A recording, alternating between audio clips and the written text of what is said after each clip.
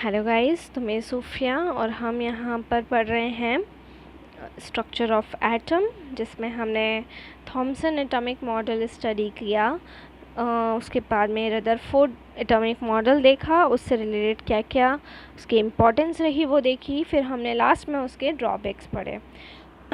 अब उसके ड्रॉबैक्स के बेसिस पर यहाँ पे उसके 2 मेन ड्रॉबैक्स रहे। सबसे फर्स्ट ड्रॉबैक, रदरफोर्ड एटम की स्टेबिलिटी को बताने में फ़ेल हो गए। दूसरी चीज़, इलेक्ट्रॉन के डिस्ट्रीब्यूशन को बताने में वो फेल रहे कि न्यूक्लियस के आसपास इलेक्ट्रॉन का डिस्ट्रीब्यूशन, उसका चार्ज किस तरह से होता है। Now we have to discuss developments leading to the Bohr's model of atom. कौन कौन से डेवलपमेंट्स रहे जिन्होंने बोहर के मॉडल में हेल्प की, वो हम पढ़ेंगे।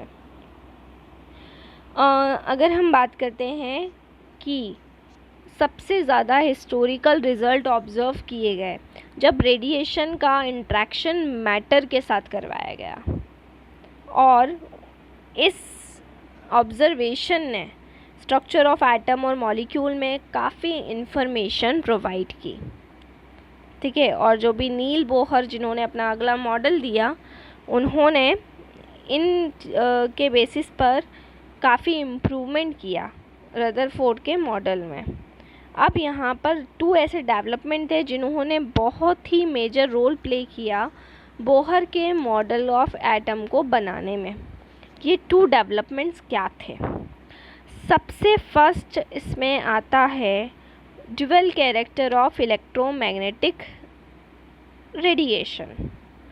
इसका मतलब कि जो इलेक्ट्रोमैग्नेटिक रेडिएशन होती हैं उनमें डुअल कैरेक्टर होता है, 2 टाइप का कैरेक्टर होता है। वो वेव की तरह भी बिहेव करती हैं और वो पार्टिकल की तरह भी बिहेव करती हैं। उनकी प्रॉपर्टीज़ वेव की तरह भी होती है और पार्टिकल्स की तरह भी होती है।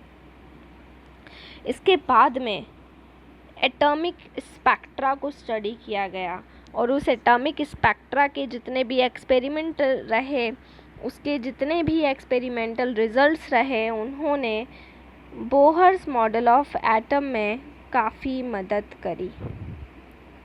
क्लियर? तो ये दोनों चीज़ें जो रहीं, इन्होंने नील बोहर के मॉडल ऑफ एटम में काफ़ी हेल्प करी है।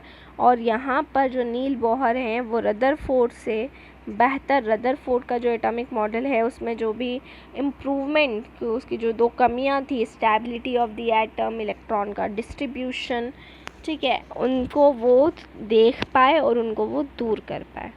तो ये दोनों जो कॉन्सेप्ट हैं वो हमको dual character of electromagnetic radiation हुआ और experimental result regarding atomic spectra, ये दोनों कॉन्सेप्ट हमको काफ़ी डिटेल में पढ़ना है, जिसके बेसिस पर हमें ये मालूम पड़ेगा कि किस तरह से हम एटॉमिक मॉडल का स्ट्रक्चर और वेल डिफाइन कर सकते हैं।